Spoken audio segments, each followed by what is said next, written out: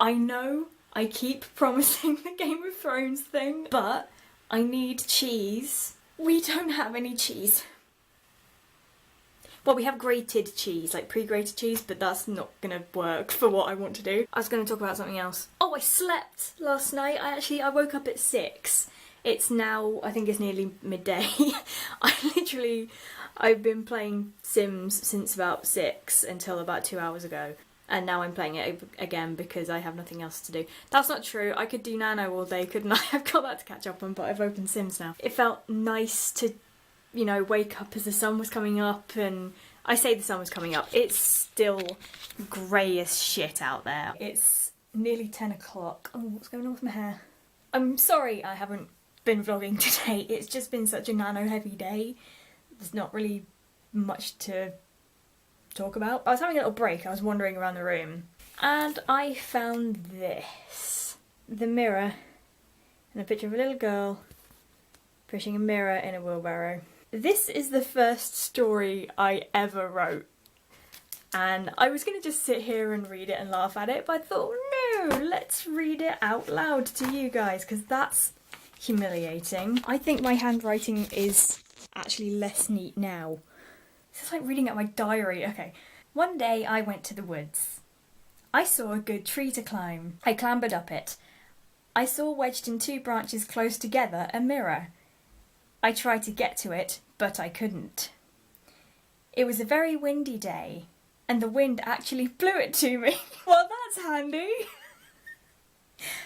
I just missed it. Ah, it fell to the floor with a thump. It knocked me halfway down the branch. I clambered down. I like the word clambered, don't I? I tried to pick it up. It was way too heavy. I used the wrong "to" there, it's just "to". Luckily, I had my cart with me.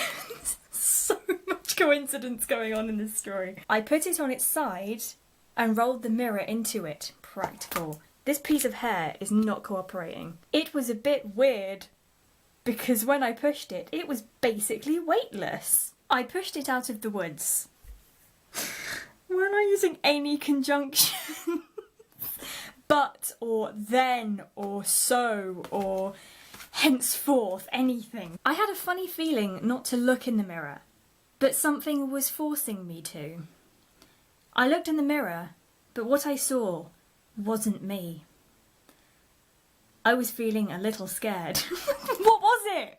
Just a little scared. I looked in the mirror, saw it wasn't myself, and I was just a little scared. Okay. I made my way home. When I got home, my mum looked into the mirror. Oh, I look lovely, in capital letters. I haven't even put my makeup on. It was true.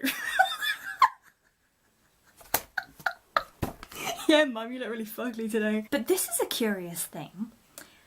When my mum put on her makeup and looked in the mirror, she looked very, very ugly. Oh no, is this an opposite mirror? And I've just said my mum is naturally ugly. That's so bad. A few weeks later.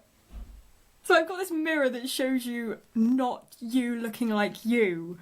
And I was like, oh, I'll just put that away. A few weeks later, when I was clearing out the attic, I found the mirror again. How did we get it up to the attic if it was too heavy for me to carry? We put it in that cart and it weighed nothing for no reason.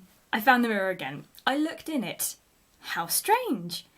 When I looked into it, I was ... It's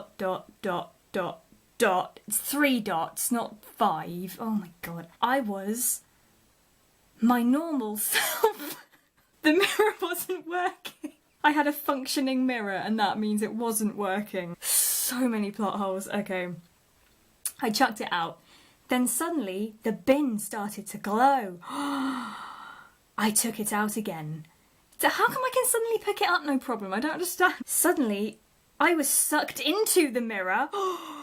It was a very different land. I felt something cold on my back. I grabbed it. It was a bat. Okay. It told me instructions to get out of the mirror. Talking bat, okay. Just, we'll accept the talking bat, shall we? It's fine. I went to the places the bat told me to go and got what the bat told me to get. So specific. I could make like 3 whole stories out of the ideas in this now. I'm just like, yeah, I went there. The bat told me to go there, so I went there. When I got back, the bat gave me a bottle to put the ingredients into. I put them in there. I splashed it on the exit and I was sucked out. Ew. I wrote this when I was a kid. What an adventure I had. The end.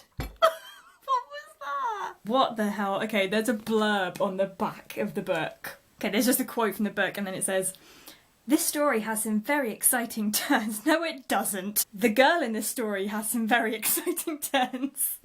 And when you read it, you will have some very exciting turns. Find out what this little girl does with this mirror. That's not exciting. That would not make me read this book. The author enjoys playing the piano and recorder, in brackets, treble. I had to make sure.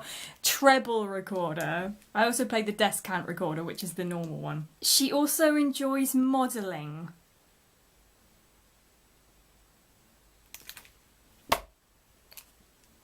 What? I can only assume I mean, like, modelling clay, because I was the most camera-shy little kid. And see if I can actually make it have exciting turns. I'm gonna send this to every publisher and I'm gonna be rich. It's not unsalvageable. There is a story in there somewhere. I just couldn't quite find it. I think I used to get way too into, like, the wrong kinds of details. I didn't think about what anything actually meant. I was just like, oh, it'd be interesting if that mirror was heavy for no apparent reason, but then I never thought, okay, so why is it heavy? It's just like, no, it's heavy. It's just a random little quirky thing about the mirror is that it's heavy. It doesn't mean anything. So, no, everything has to mean something. To be fair, if I read something out from my current story from Nano, it wouldn't be that dissimilar to that. Let me read a little bit, hold on. That was the one thing Suri did like about Madame Reft.